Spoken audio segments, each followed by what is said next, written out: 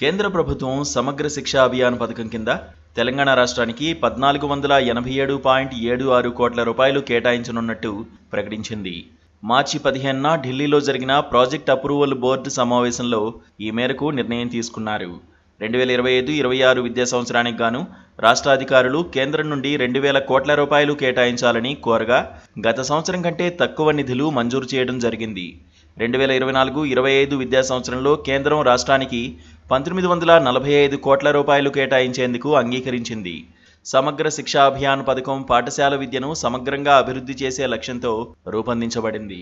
ఇందులో భాగంగా పాఠశాలల్లో మౌలిక సదుపాయాల కల్పన, ఉపాధ్యాయుల శిక్షణ, విద్యార్థులకు నాణ్యమైన విద్యను అందించడం వంటి కార్యక్రమాలు చేపడతారు. కేంద్ర ప్రభుత్వం నిధులు తగ్గించడం రాష్ట్రంలోని పాఠశాల విద్యపై ప్రభావం చూపే అవకాశం ఉంది. రాష్ట్ర ప్రభుత్వం ఈ నిధులను ఏ కార్యక్రమాల కోసం ఉపయోగిస్తుందో తెలియాల్సి ఉంది.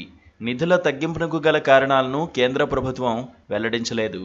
రాష్ట్ర ప్రభుత్వం కేంద్రంతో చర్చలు జరిపి అదనపు నిధులు పొందే అవకాశం ఉంది.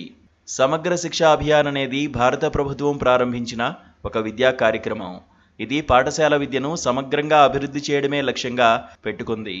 ఈ పథకం కింద ప్రీ స్కూల్ నుండి 12వ తరగతి వరకు విద్యార్థులకు నాణ్యమైన విద్యను అందించడం, పాఠశాల మౌలిక సదుపాయాలను మెరుగుపరచడం, ఉపాధ్యాయులకు శిక్షణ ఇవ్వడం వంటి కార్యక్రమాలు చేపడుతున్నారు.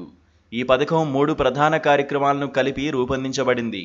అవి సర్వశిక్షా అభియాన్, రాష్ట్రీయ మాధ్యమిక శిక్షా అభియాన్, టీచర్ ఎడ్యుకేషన్. సర్వశిక్షా అభియాన్లో 6 నుండి 14 సంవత్సరాల వయసు గల పిల్లలందరికీ ఉచిత నిర్బంధ విద్యను ప్రాథమిక హక్కుగా మార్చేందుకు ఈ పథకాన్ని ప్రభుత్వం ప్రారంభించింది. భారత రాజ్యాంగంలోని 86వ సవరణ ద్వారా ప్రాథమిక విద్యను సార్వత్రీకరణ చేయడానికి అటల్ బిహారీ వాజ్పేయి ప్రభుత్వం ఒక ప్రతిష్టాత్మక కార్యక్రమం చేపట్టింది. రాష్ట్రీయ మాధ్యమిక శిక్షా అభియాన్ భారతదేశంలో మాధ్యమిక విద్యను అభివృద్ధి చేయడం దీని ప్రధాన లక్ష్యం. 2009లో ప్రారంభించబడిన ఈ పథకం విద్యారంగంలో అనేక మార్పులు తీసుకొచ్చింది. విద్య ద్వారా అవకాశాలను మెరుగుపరచాలనే లక్ష్యంతో భారతీయ విద్యార్థుల విద్యను అన్ని విధాలుగా ప్రోత్సహించడానికి ఇది కృషి చేస్తుంది. ఇది ఉపాధ్యాయులను తయారు చేసే ప్రక్రియ. టీచర్ ఎడ్యుకేషన్ ఇది ఉపాధ్యాయులను తయారు చేసే ప్రక్రియ.